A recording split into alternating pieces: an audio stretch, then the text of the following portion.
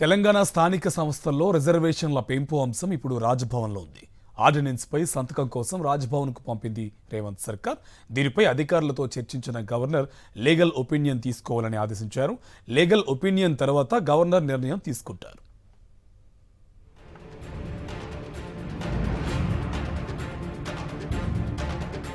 స్థానిక సంస్థల్లో బీసీలకు ఇస్తున్న రిజర్వేషన్లను 42% పెంచేందుకు కాంగ్రెస్ ప్రభుత్వం నిర్ణయించింది.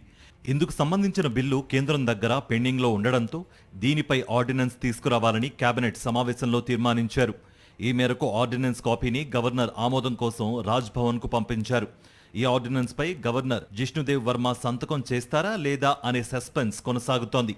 3 రోజుల క్రితం ఆర్డినెన్స్ ముసాయిదా రాజ్భవన్కు చేరింది.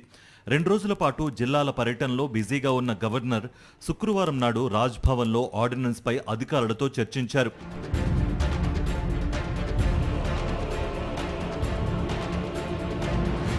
ఆర్డినెన్స్ ముసాయిదాలో రిజర్వేషన్లకు సంబంధించిన సంఖ్య లేకుండా 285 ఆఫ్ ఏ సవరణ మాత్రమే చేయాలన్నట్లుగా ఉండడంతో దానిపై గవర్నర్ ఆరా తీసినట్లు సమాచారం.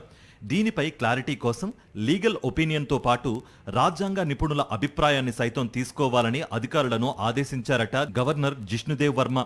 లీగల్ ఒపీనియన్ వచ్చిన తర్వాత రాష్ట్ర ప్రభుత్వాన్ని సైతం ఆర్డినెన్స్ ముసాయిదాపై వివరణ కోరనున్నట్లుగా రాజ్భవన్ వర్గాలు వెల్లడించాయి.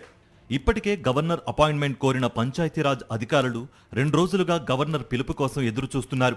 గవర్నర్ పిలిస్తే ఆర్డినెన్స్ పై వివరణ ఇచ్చేందుకు ఫైల్ సిద్ధం చేసినట్లు పంచాయతీరాజ్ అధికారులు చెప్పారు.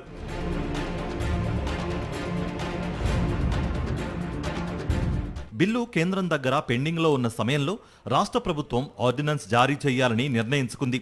ఈ దశలో ఆర్డినెన్స్ పై గవర్నర్ జిష్ణుదేవ్ వర్మ తీసుకోబోయే నిర్ణయంపై ప్రభుత్వంలో ఉత్కంఠ కనిపిస్తోంది.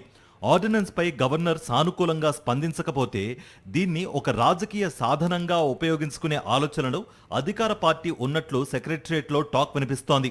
మరి ఆర్డినెన్స్ పై గవర్నర్ ఎలాంటి నిర్ణయం తీసుకుంటారో వేచి చూడాలి.